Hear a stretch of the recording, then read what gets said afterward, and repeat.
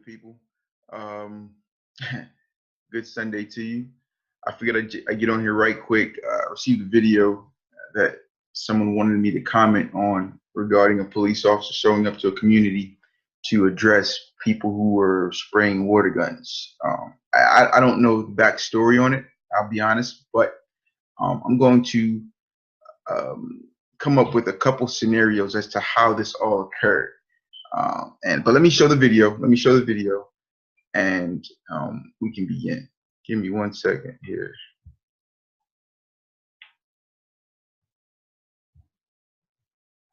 All right. So this came from an Instagram account, and I don't know how to make it bigger. Anyway, I'm going to show you this video.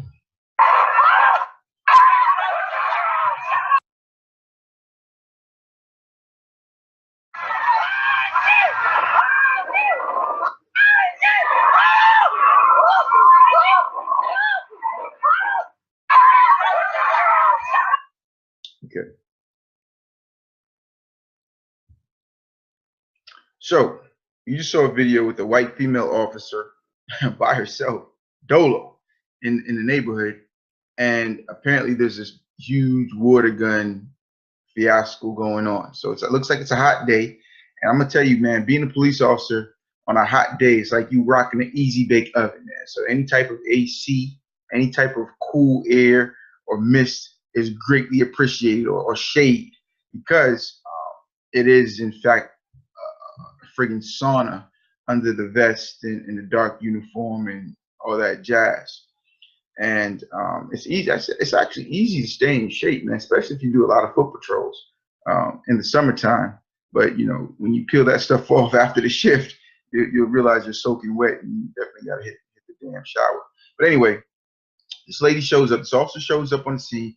Now, I don't know why she's there, but I'm going to imagine and guess that some old fucking person in the community says these kids out here running up the water bill, and they out here spraying and carrying on and whatever it may be. It just looked like it was out of control.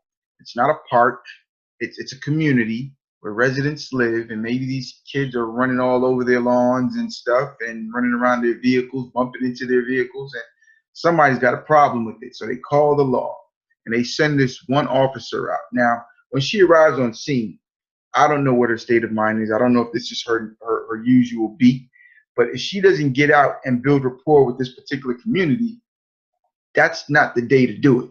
And even if it is, there's a way to go about handling it in a way that doesn't create the kind of result that we just saw.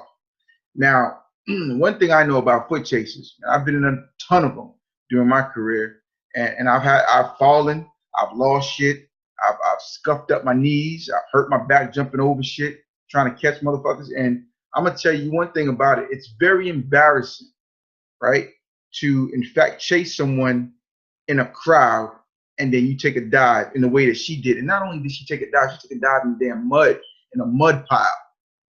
That is a ego assassinating event, man. And what do? The person you were going after, because you became emotionally enraged at them hitting you with a water balloon or whatever the hell they hit you with, and you go after them and you can't catch them, you take a dive. The only thing you can do is perhaps call for backup, say, hey, this crowd is out of control, and then here come the units, here comes the cavalry, and take your ass home and change your uniform, get back on duty and finish your shift. And that shit lingers. It stays in your mind.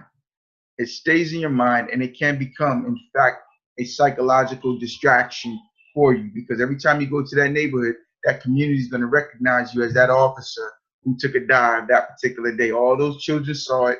So if you plan to be at that agency for a while, and you plan to be in that district for a while, they will never forget that. Those children, they will become adults that remember, oh yeah, I remember that summer you came by and then they squirted you and you fell.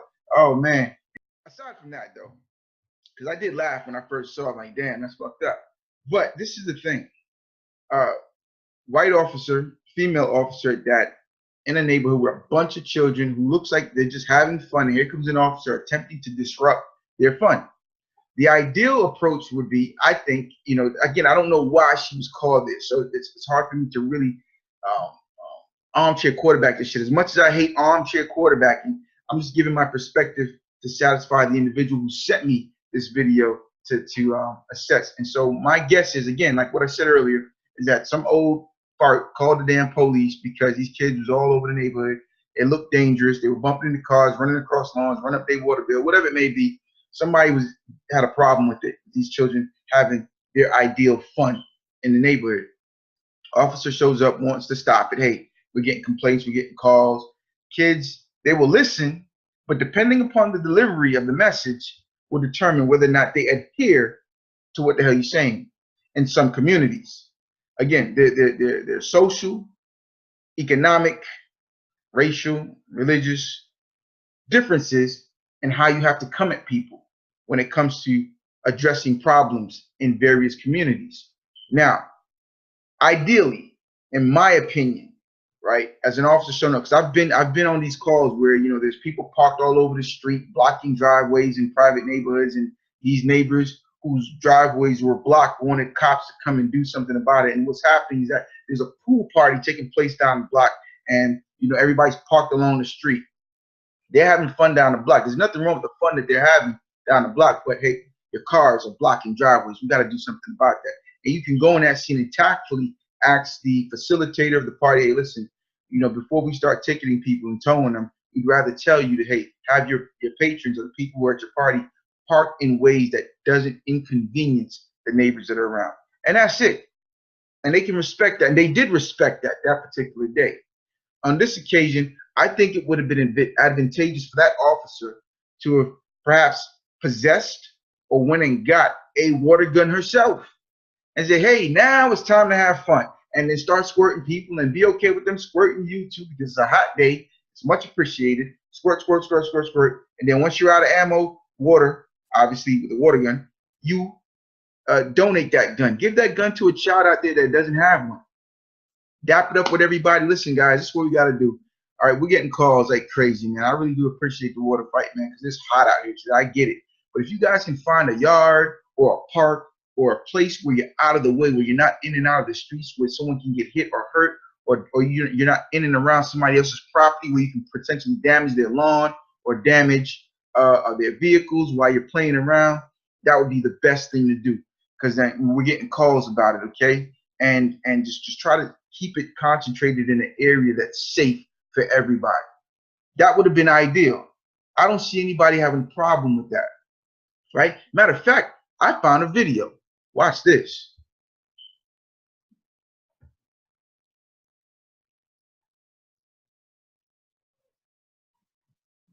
Come on. Okay, I want you guys to check this out. YouTube is great. Inside Edition. Wait a second. Look at this shit. Look at that clumsy dude. With a 100-degree heat index in Dixon, Illinois, police officers kept cool by having a water gun fight with kids all over the neighborhood. They grabbed their super soakers and traveled to different communities to challenge kids. The Dixon police posed that they had a great time bonding with the community. Because of the success, future events similar to the water gun fight will be planned. What a great way for everyone in this town to stay cool on a hot summer day. Be sure to watch Inside Edition.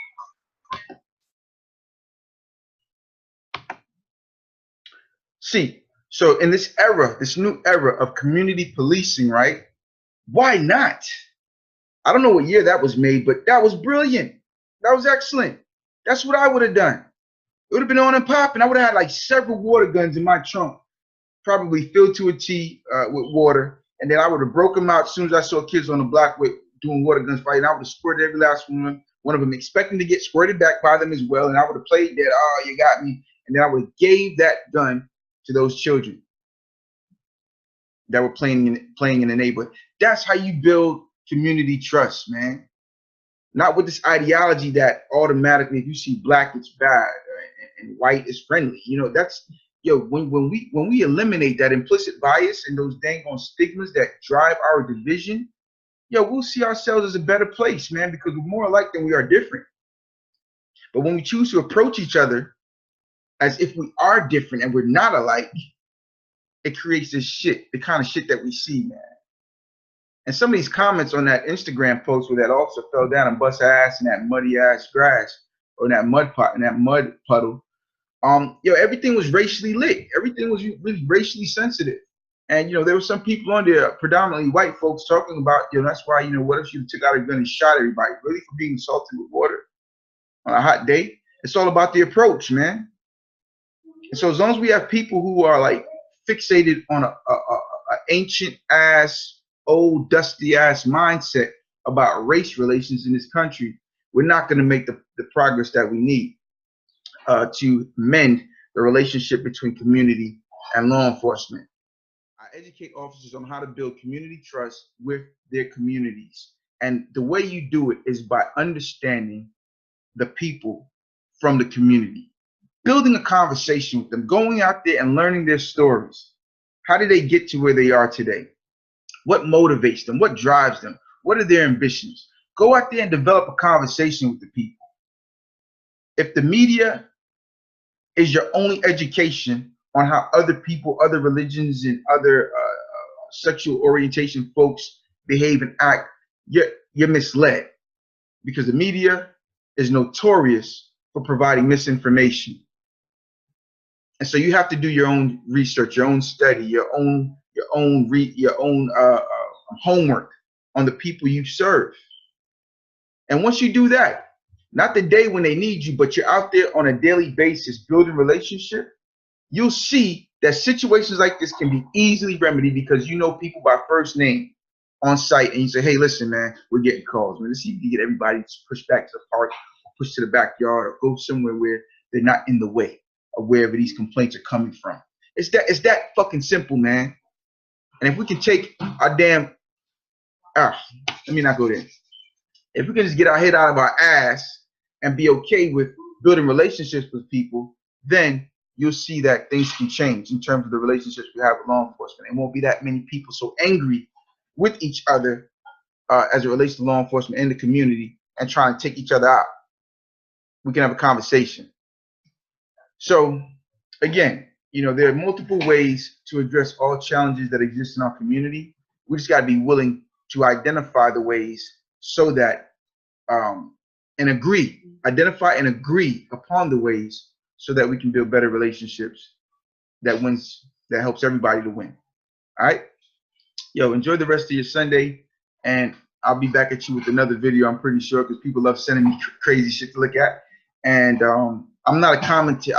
I'm not big on commenting on videos, but I enjoy doing it because I give a perspective, being former law enforcement and now a mental health clinician, and I add both perspectives from both sides of the law, if you will, to help people understand why this shit is the way that it is and what we can do to make it better. So feel free to like this page and subscribe to Self Talk CC. You can check me out on Facebook under the same tag, and also Instagram under the same tag. It's all about self-awareness so that we can all manage our lives effectively. All right? This is your boy Kareem Paranda, and I'm signing off. Self-Talk Counseling in the building. Peace.